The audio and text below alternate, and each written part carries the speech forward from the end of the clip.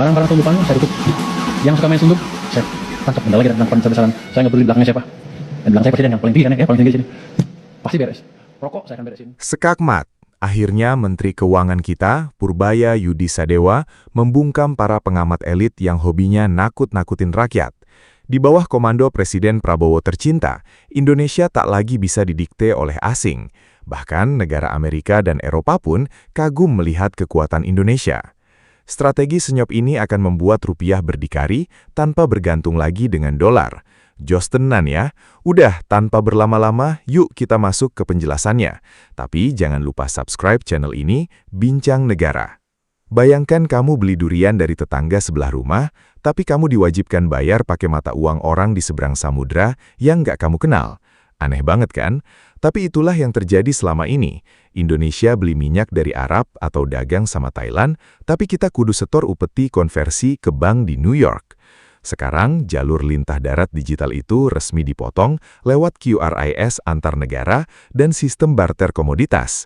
Kita barter langsung, nikel kita tukar minyak mentah mereka tanpa butuh 1 sen pun dolar Amerika.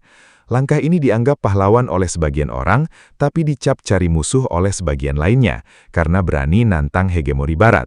Menurut kalian, apakah rupiah kita beneran bisa sakti di negeri sendiri, atau kita lagi berjalan menuju jebakan krisis baru? Tulis pendapat pedas kalian di kolom komentar. Bangsa Indonesia bukan ladang dan sawah untuk diambil kekayaannya, dibawa ke luar negeri. Saya ulangi, bangsa Indonesia tidak mau jadi sawahnya orang lain, tidak mau jadi ladangnya orang lain. Bangsa Indonesia ingin kekayaan Indonesia di tangan, dinikmati oleh rakyat Indonesia. Video ini bukan cuma soal angka atau teori ekonomi, tapi ini adalah suara kita, suara rakyat kecil yang sudah lelah ditindas oleh permainan para mafia falas dan pejabat korup yang memperkaya diri mereka sendiri. Kalau kamu sepakat bahwa rupiah harus jaya dan harga diri bangsa ini nggak boleh lagi diinjak-injak oleh antek asing ataupun koruptor di dalam negeri, tekan tombol like dan subscribe channel ini sekarang juga. Jangan biarkan video ini berhenti di kamu. Share atau bagikan video ini ke grup WA keluarga dan teman-temanmu. Mari kita bangunkan jutaan rakyat yang masih tertidur agar melek ekonomi dan bersatu melawan penindasan moneter ini. Dan sebelum kita masuk ke pembahasan pertama yang bahkan membongkar plot twist terbesar abad ini, saya pengen tahu seberapa luas barisan persatuan kita hari ini. Tulis di kolom komentar dari daerah mana kamu berasal dan sedang mengawal video ini. Simak video ini sampai detik terakhir, karena detik-detik ke depan adalah pembuktian bahwa kekuatan rakyat yang bersatu nggak akan pernah bisa dikalahkan oleh elit manapun. Mari kita mulai pembahasannya. Kita harus mengundang investor asing untuk masuk sini untuk tumbuh lebih cepat. Tanpa FDI, tanpa investor asing, kita ngomongin pertumbuhan ekonomi cepat. Yang harus kita ingat adalah investor asing tidak datang ke sini untuk membangun ekonomi Indonesia. Emang kita siapa? Dia datang ke sini untuk menikmati kue pertumbuhan ekonomi Indonesia. Selama berpuluh-puluh tahun, kita sebagai rakyat kecil seringkali merasa bingung kenapa setiap kali ada berita dari Amerika Serikat tentang bank sentral mereka yang menaikkan suku bunga, harga-harga barang di pasar kita ikut naik. Kenapa setiap kali negara di seberang samudra sana sedang mengalami masalah keuangan, dompet kita di sini yang ikut kempes? Jawabannya ada pada satu kenyataan pahit yang selama ini disembunyikan di balik istilah-istilah ekonomi yang rumit. Kenyataan itu adalah perbudakan moneter modern. Kita dipaksa untuk menyembah selembar kertas hijau bernama dolar Amerika, bahkan untuk urusan perut kita sendiri. Bayangkan sebuah ironi yang terjadi setiap hari di depan mata kita. Petani kita bekerja keras memeras keringat di bawah terik matahari untuk menanam padi. Buruh tambang kita mempertaruhkan nyawa, mengeduk nikel dan batu bara dari perut bumi kita sendiri. Namun ketika hasil bumi itu mau dijual, atau ketika kita mau beli bahan baku dari negara tetangga, kita tidak bisa langsung menggunakan rupiah kita. Kita diwajibkan menukarnya terlebih dahulu ke mata uang dolar. Ini adalah sebuah bentuk pembodohan sistemik. Setiap kali kita melakukan transaksi internasional, kita dipaksa menyetor upeti berupa biaya konversi ke bank-bank clearing yang ada di New York. Mereka kaya raya tanpa kerja keras, sementara kita yang punya komoditas justru nasibnya ditentukan oleh mereka. Inilah alasan utama mengapa Presiden Prabowo bersama Menteri Keuangan Purbaya melakukan plot twist atau perputaran arah terbesar abad ini. Mereka tidak lagi mau menggunakan buku panduan usang yang didikte oleh lembaga keuangan global seperti IMF atau World Bank. Buku panduan lama itu selalu menyuruh kita pasrah pada mekanisme pasar bebas dan menumpuk dolar sebanyak-banyaknya. Tapi faktanya formula itu justru membuat kantong asing makin tebal, sementara dompet rakyat kita makin kurus kering. Di bawah komando baru ini, Indonesia secara senyap tapi agresif mengeksekusi strategi untuk menendang dolar keluar dari sirkuit transaksi luar negeri kita. Langkah pertama yang sedang digenjot habis-habisan adalah memperluas sistem pembayaran menggunakan mata uang lokal masing-masing negara atau yang biasa disebut kerjasama mata uang lokal, Local Currency Settlement. Logikanya sangat sederhana dan masuk akal sehat. Kalau kita jualan batu bara ke China, mereka bayar pakai rupiah atau yuan. Kalau kita beli komponen mesin dari Jepang, kita bayar pakai yen atau rupiah. Dolar benar-benar dikendang dan dikeluarkan dari jalur perdagangan ini. Ketika perdagangan tanpa dolar ini volumenya semakin membesar, otomatis permintaan terhadap dolar di dalam negeri akan anjlok drastis. Hukum ekonomi dasar pun berlaku. Saat sebuah barang tidak lagi dicari dan tidak lagi dipuja, maka nilainya pasti akan jatuh. Disinilah rupiah kita mulai menemukan taringnya dan berdiri tegak sebagai mata uang yang disegani, tanpa perlu lagi melirik atau gemetaran melihat arah kebijakan moneter Amerika. Setelah jalur perdagangan besar berhasil dibersihkan dari cengkeraman mata uang asing, strategi kedaulatan ini langsung diturunkan ke level yang paling menyentuh kehidupan rakyat sehari-hari, yaitu urusan perut dan isi dompet keluarga. Selama berpuluh-puluh tahun, musuh paling menakutkan bagi stabilitas harga di pasar-pasar tradisional kita adalah hantu yang bernama inflasi impor. Istilah ini terdengar keren di televisi, tapi bagi emak-emak di pasar artinya sangat mengerikan. Harga barang-barang kebutuhan pokok tiba-tiba melonjak naik, padahal pasokan di dalam negeri melimpah. Kenapa hal ini bisa terjadi? Karena selama ini, dua sektor paling krusial yang menopang hidup ratusan juta rakyat Indonesia, yaitu sektor energi dan pangan, pintu masuknya sengaja dikunci oleh sistem global agar selalu bergantung pada perantara mata uang dolar. Mari kita bongkar dulu apa yang terjadi di sektor energi atau bahan bakar minyak yang kita pakai setiap hari. Indonesia saat ini adalah negara yang terpaksa harus mengimpor sebagian minyak mentah dari luar negeri untuk memenuhi kebutuhan BBM dari Sabang sampai Merauke. Celakanya, pasar minyak dunia sejak zaman dahulu kala sudah diikat oleh sistem purbakala yang disebut petrodolar. Ini adalah aturan main tidak tertulis, di mana seluruh transaksi pembelian minyak di bumi ini wajib menggunakan mata uang Amerika. Jadi, setiap kali nilai mata uang mereka menguat, atau setiap kali para spekulan di bursa New York bermain-main dengan angka, biaya impor BBM kita otomatis melonjak naik. Ujung-ujungnya, anggaran negara terkuras habis hanya untuk menutupi subsidi agar harga bensin di pom bensin itu tidak mencekik leher rakyat kecil. Disinilah letak keberanian politik yang bikin para elit global jantungan.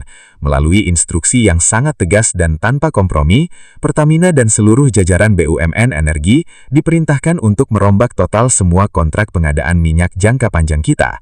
Semua pembelian minyak mentah dari negara-negara mitra strategis kita dialihkan menggunakan skema mata uang lokal masing-masing atau bahkan menggunakan sistem barter komoditas tinggi.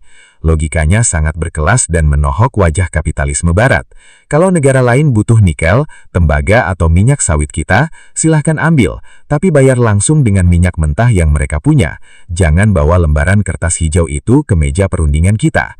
Melalui cara ini, kuota impor energi kita tidak lagi sensitif terhadap fluktuasi mata uang asing.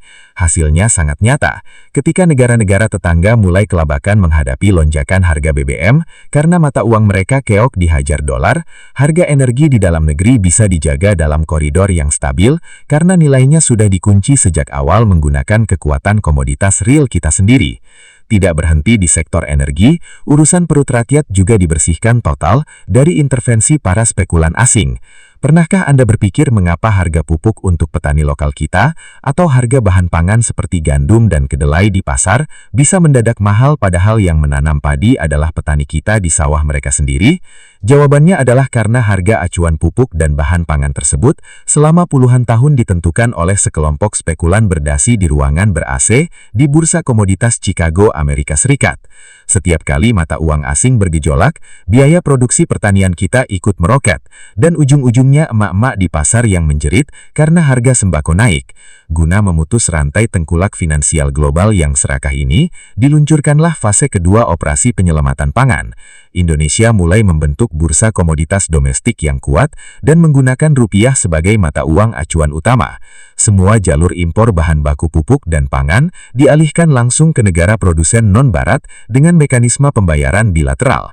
Duit negara yang dulunya habis miliaran bahkan triliunan hanya untuk melakukan intervensi pasar demi menjaga kestabilan kurs akibat tekanan impor pangan, kini dialihkan fungsinya secara total oleh Menteri Keuangan untuk membiayai input pertanian lokal, membangun infrastruktur hilirisasi pangan, dan memberikan subsidi langsung ke tangan para petani kita. Ini adalah bukti konkret bahwa nasionalisme ekonomi bukanlah sekedar urusan upacara bendera atau slogan kosong di baliho kampanye politik, melainkan bagaimana memastikan harga semangkuk bakso atau sepiring nasi di warteg tidak bisa ditentukan oleh kebijakan suku bunga bank sentral di seberang samudra sana. Oke guys, kembali lagi kepada saya, pemilik channel dari Bincang Negara. Dan saya di sini akan menjelaskan pembahasan video yang sudah kita tonton tadi. Dan saya di sini sebelumnya meminta maaf sekali kalau saya menjelaskannya sambil meminum kopi, biar tidak ngantuk lah. Dan saya di sini meminta maaf sekali kalau saya menjelaskannya sambil bekerja. Ya di sini saya sambil bekerja lah. Ya udah, tanpa lama-lama mari kita lanjut pembahasannya. Hebatnya lagi, kedaulatan moneter ini juga berhasil dibumikan hingga ke level transaksi mikro paling bawah melalui digitalisasi sistem pembayaran, yaitu integrasi kris antar negara. Selama ini, kalau ada pekerja migran kita, turis, atau pedagang kecil yang berpergian dan bertransaksi di negara-negara tetangga seperti Thailand, Malaysia, dan Singapura, atau Vietnam, ada proses pemerasan legal di siang bolong yang difasilitasi oleh jaringan sirkuit pembayaran global milik Barat. Setiap kali menggesek kartu atau menukar uang, nilainya harus dikonversi terlebih dahulu ke mata uang dolar dengan kurs yang mencekik sebelum diubah ke mata uang tujuan. Alur lintah darat digital inilah yang resmi dipotong. Sistem pembayaran digital kita sekarang langsung dihubungkan secara real time ke sistem perbankan negara tujuan tanpa perantara di pihak ketiga. Saat Anda memindai kode QR di Bangkok atau Kuala Lumpur, saldo rupiah Anda langsung terpotong sesuai nilai tukar jujur antar kedua negara. Jutaan transaksi harian yang biasanya menyumbang keuntungan luar biasa bagi ekosistem Barat ini menguap begitu aja dan kembali ke kantong masyarakat. Kedaulatan moneter ini bukan lagi sekedar wacana elit di ruang rapat pemerintah, tapi sudah merembes ke dalam dompet masyarakat kecil yang sedang berjuang di garis depan ekonomi real.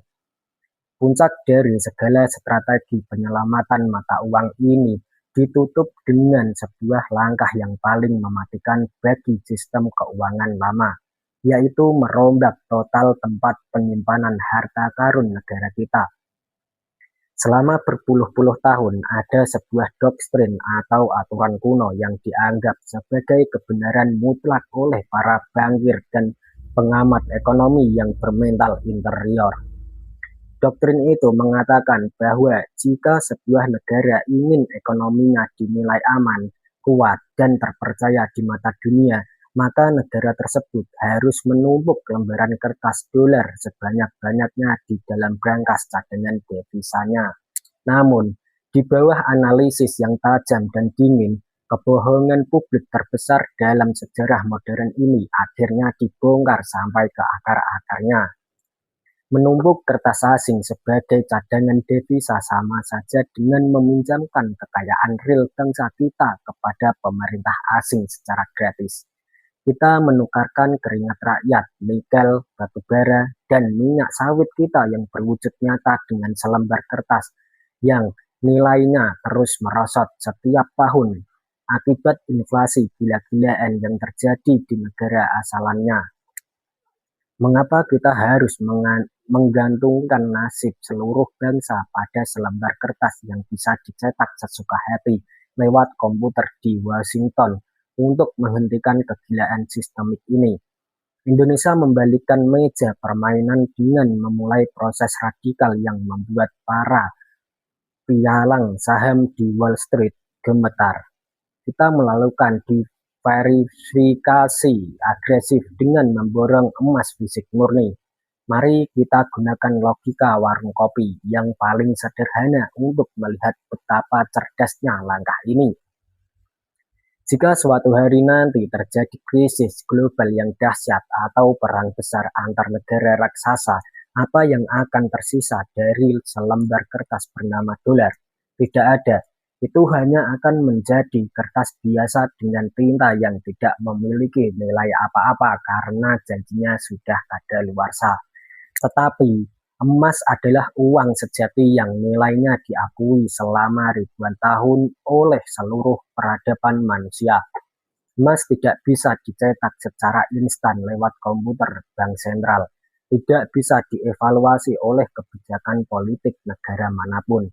Dan yang paling penting, emas fisik tidak bisa disita atau dibekukan lewat sanksi sepihak oleh kekuatan barat. Oleh karena itu, aset negara yang dulunya berbentuk surat utang pemerintah Amerika Serikat pelan-pelan dijual dan dikonversi menjadi emas fisik murni. Emas-emas ini tidak lagi dititipkan di brankas asing di New York atau London, melainkan dipulangkan seluruh ke tanah air dan disimpan dengan pengaman militer super ketat di dalam negeri. Langkah berani memborong emas dan membersihkan dolar dari brankas negara ini tentu saja membuat pemerintah barat gerah. Mereka mulai menggunakan taktik lama yang biasa dipakai untuk menakut-nakuti negara berkembang, yaitu mengancam akan menjatuhkan sanksi ekonomi dan mengisolasi bank-bank Indonesia dari jaringan komunikasi keuangan global, atau yang dikenal dengan sistem SWIFT.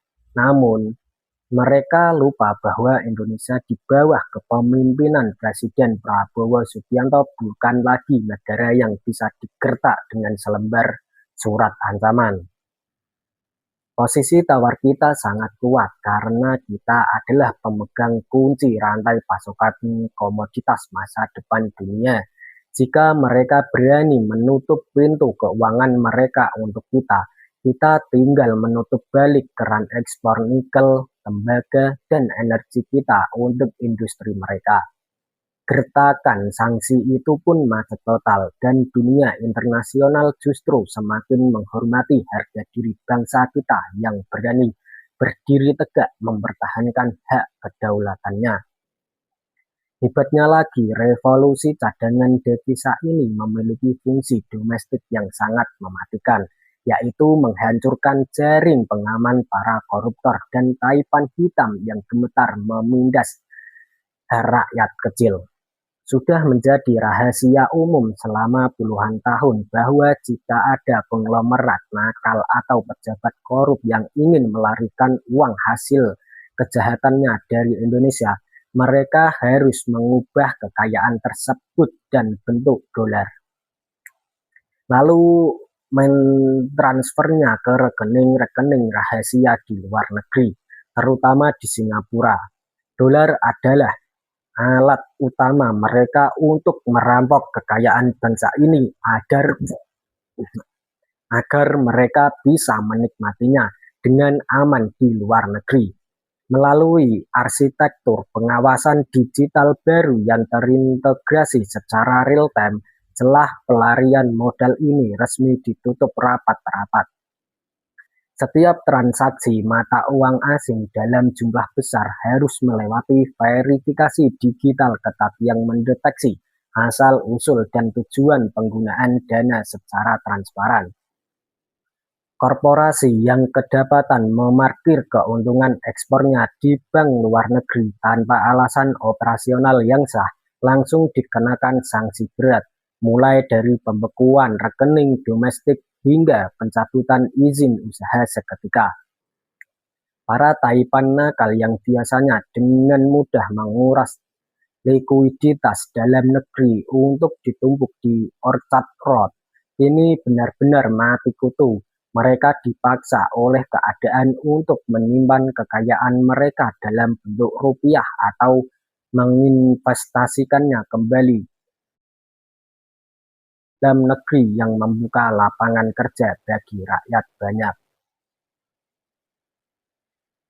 Kini, mitos kuno yang menakut-nakuti bahwa ekonomi Indonesia akan hancur lebur tanpa dolar telah runtuh berkeping-keping. Rakyat bisa melihat dengan mata kepala sendiri bagaimana stabilitas ekonomi tetap terjaga. Inflasi berada di angka terendah dalam sejarah dan pertumbuhan ekonomi bergerak positif di tengah ketidakpastian global. Ditambah lagi dengan persiapan masa depan melalui rupiah digital berbasis teknologi blockchain.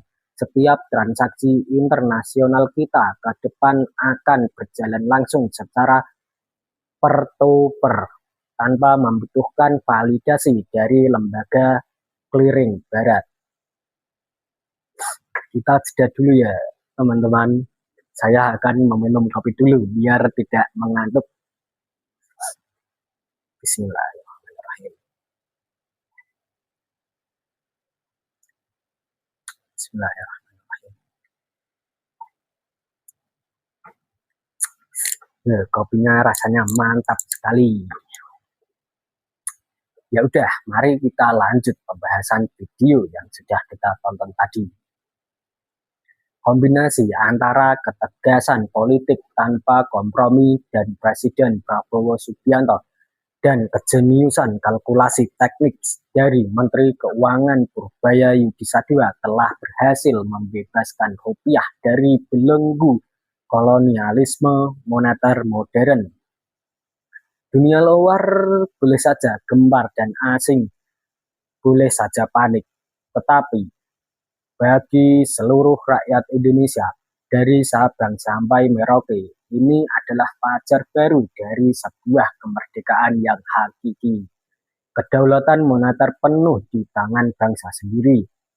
Melihat semua gebrakan dan operasi senyap yang sedang berjalan ini, ada secercah harapan besar yang mulai tumbuh di dalam dada kita sebagai rakyat kecil. Kita bukan lagi bangsa yang bisa dipandang sebelah mata. Selama ratusan tahun, tanah air kita ini dibilang sebagai Zamrud Khatulistiwa. Negeri yang tongkat kayu dan batunya saja bisa jadi tanaman.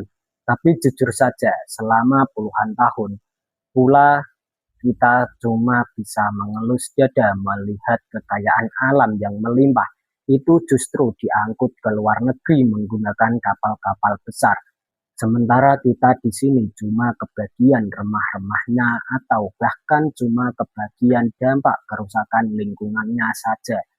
Oleh karena itu, harapan terbesar kita sebagai rakyat Indonesia saat ini adalah agar bangsa ini bisa benar-benar mandiri dalam mengelola dan memanfaatkan setiap tetes minyak, setiap bongkah nikel, emas, batu bara, hingga hasil laut dan pertanian kita sendiri. Kita sudah lelah melihat bahan mentah kita dihargai murah di pasar internasional, lalu kita harus membelinya kembali dengan harga berkali-kali lipat dalam bentuk barang jadi yang menggunakan label asing. Kita ingin melihat pabrik-pabrik besar berdiri di atas tanah kita sendiri, di mana anak-anak muda negeri ini, anak-anak dari para petani, buruh, dan nelayan yang menjadi insinyurnya, menjadi pekerjaannya, dan menjadi penentu arah masa depan industrinya. Mandiri secara ekonomi artinya kita tidak perlu lagi mengemis modal atau investasi yang mengikat dari negara-negara yang cuma mau mengeruk keuntungan lalu pergi meninggalkan kita saat badai krisis datang. Kita ingin kekayaan alam Indonesia ini dikelola oleh tangan-tangan jujur yang mengutamakan isi perut dan kesejahteraan rakyatnya sendiri, bukan isi kantong pribadi atau korporasi asing. Namun, kita juga harus sadar bahwa jalan menuju kemerdekaan moneter dan kemandirian ekonomi yang sejati ini tidak akan pernah mulus. Di luar sana, para elit global, spekulan falas, koruptor, dan mafia-mafia yang selama ini hidup makmur dari hasil memeras rupiah pasti tidak akan tinggal diam. Rumah mereka sedang dibakar, berangkas tempat mereka menyembunyikan uang haram sedang dihancurkan. Maka senjata terakhir yang paling sering digunakan untuk meruntuhkan perjuangan ini adalah dengan menyerang mental kita sebagai rakyat. Mereka akan mencoba segala cara untuk membuat kita panik, membuat kita merasa cemas dan saling curiga satu sama lain. Harapan kita bersama adalah agar seluruh rakyat Indonesia dari ujung Aceh sampai kedalaman Papua selalu menjaga barisan persatuan kita. Jangan pernah mau lagi kita diadu domba oleh kepentingan-kepentingan politik murahan atau skenario licik yang sengaja dibuat untuk memecah belah bangsa. Kita harus menjadi masyarakat yang cerdas, yang tidak mudah percaya pada berita-berita hoaks murahan yang berseliweran di media sosial. Biasanya, setiap kali pemerintah mengambil langkah berani melawan asing, besoknya langsung muncul berita-berita bohong yang menakut-nakuti bahwa barang-barang akan langka, ekonomi akan runtuh, atau Indonesia akan bangkrut. Itu semua adalah teror psikologis yang sengaja disebarkan oleh antek-antek yang takut kehilangan dolar mereka. Kita harus bisa menyaring informasi dengan akal sehat dan logika warung kopi yang jujur. Kalau ada berita yang arahnya cuma bikin kita panik, bikin kita benci sama saudara sebangsa sendiri, atau bikin kita pesimistis sama kemampuan negara sendiri, bisa dipastikan itu adalah hoaks murahan yang tidak perlu kita gubris. Persatuan adalah modal terbesar bagi kita semua. Sehebat apapun strategi ekonomi yang dibuat oleh pemerintah, tidak akan ada gunanya kalau rakyatnya di bawah gampang dipecah belah cuma karena urusan perbedaan kecil atau hasutan grup-grup pesan singkat.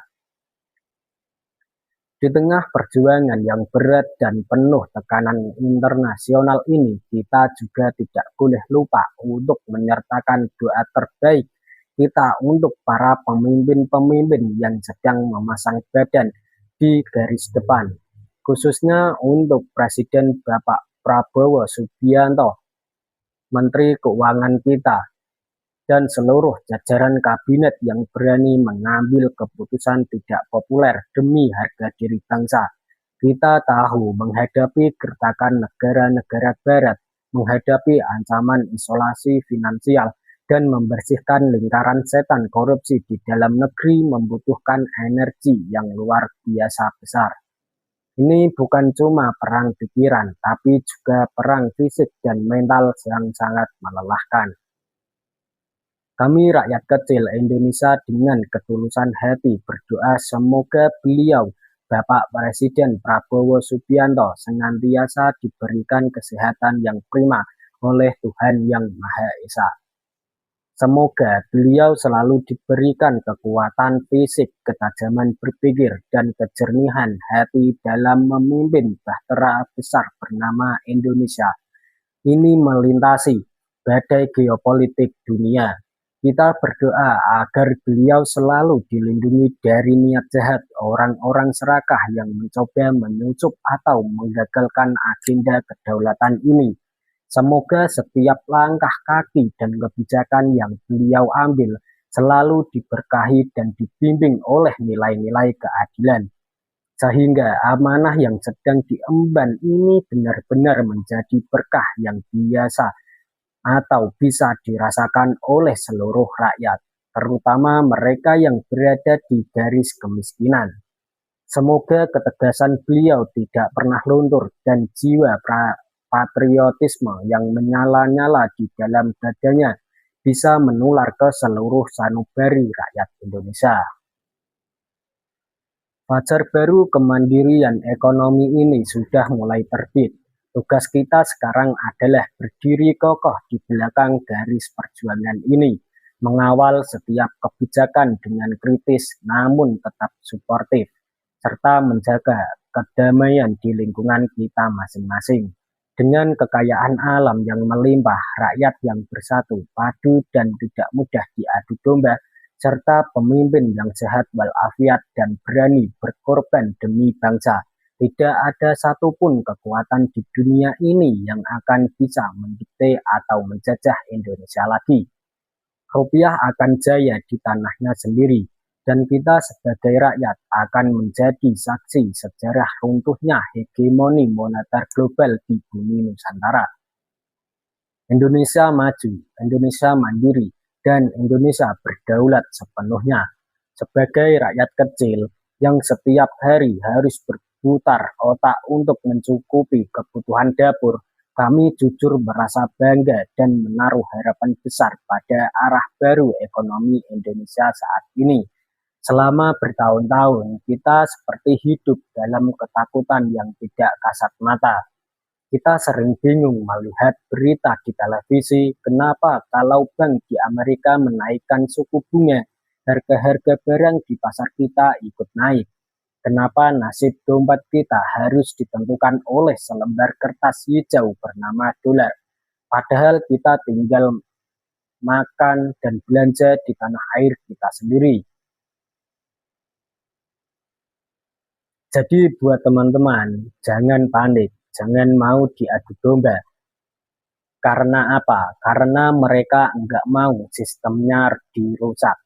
Mereka inginnya Indonesia tetap lemah, Indonesia tetap didikte. Jadi kita sebagai rakyat harus dukung pemerintah. Kritik boleh, tapi jangan caci maki. Buat apa caci maki, teman-teman? Enggak ada untungnya sama sekali. Kita itu saudara, kita itu satu bangsa, satu tanah air. Kita minum dari tanah negeri kita. Kita bernapas dari udara oksigen negara kita. Inilah negara kita, negara yang telah diperjuangkan oleh para pahlawan kita terdahulu. Terima kasih teman-teman sudah menyimak sejauh ini. Mungkin sampai di sini dulu. Apabila ada salah kata, saya mohon maaf karena saya lagi bekerja. Oke, terima kasih teman-teman. Jangan lupa dukung terus channel ini, subscribe, share ke grup WhatsApp kalian, ke teman-teman kalian, ke keluarga kalian agar gerakan ini semakin besar. Sampai bertemu di video selanjutnya di Bincang Negara. Jangan lupa sekali lagi subscribe channel ini. Terima kasih teman-teman. Wassalamualaikum warahmatullahi wabarakatuh.